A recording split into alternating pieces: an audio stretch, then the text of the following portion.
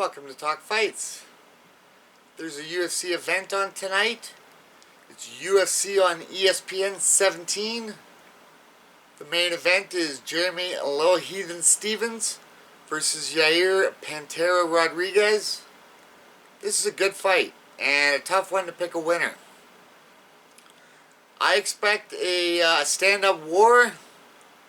We have Rodriguez, who's got some more dynamic attacks, and Jeremy Stevens, who's a powerhouse.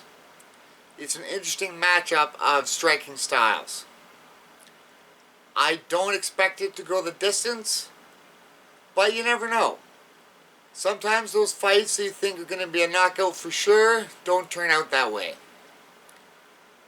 You take two hard-hitting warriors, usually they're going to go in there and go toe-to-toe and give people what they expect.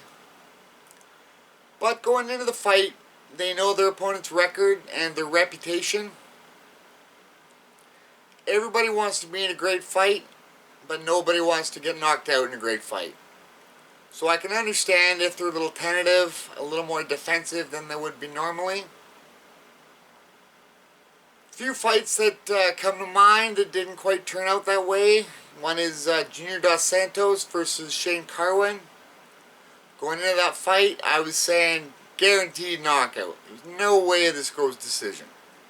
Of course, it went decision. It was a great fight, but it did go decision.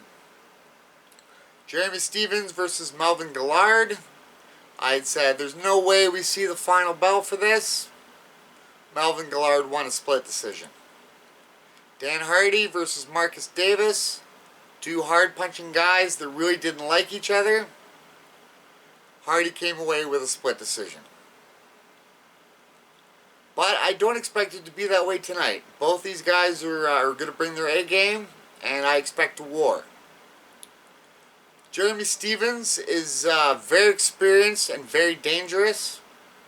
He's had 30 fights under the UFC banner, and I've been a big fan of his for a long time.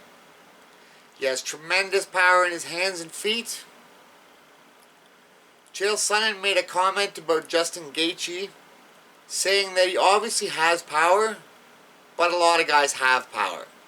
The difference is that Justin Gaethje throws power. I think Jeremy Stevens is very much that way. Definitely got natural power, but in his fights, he gets right on his opponent and throws bombs the whole fight. He's not waiting for that opening to throw that well-timed knockout punch. He's banging away, trying to bludgeon his opponent, creating those openings. For a guy that hits that hard, being off your game for 1 minute could mean lights out. Yair Rodriguez is a dangerous guy in his own right. Even most casual fans have seen his knockout of Chan Sung Young, the Korean Zombie, with that behind the back, upside down elbow that put Young to sleep with 1 second left in the fight. Earned Rodriguez the knockout of the year. If that moment is the highlight of his career, he's still doing alright. Jeremy Stevens as well has had some devastating knockouts. He knocked out Rafael Dos Anjos in probably the UFC's greatest uppercut knockout, until Francis Ngannou almost took Alistair Overeem's head off with a knockout a couple years ago. Stevens knocked Marcus Davis out cold, knocked out Doo Ho Choi. He's had knockouts with head kicks and with elbows.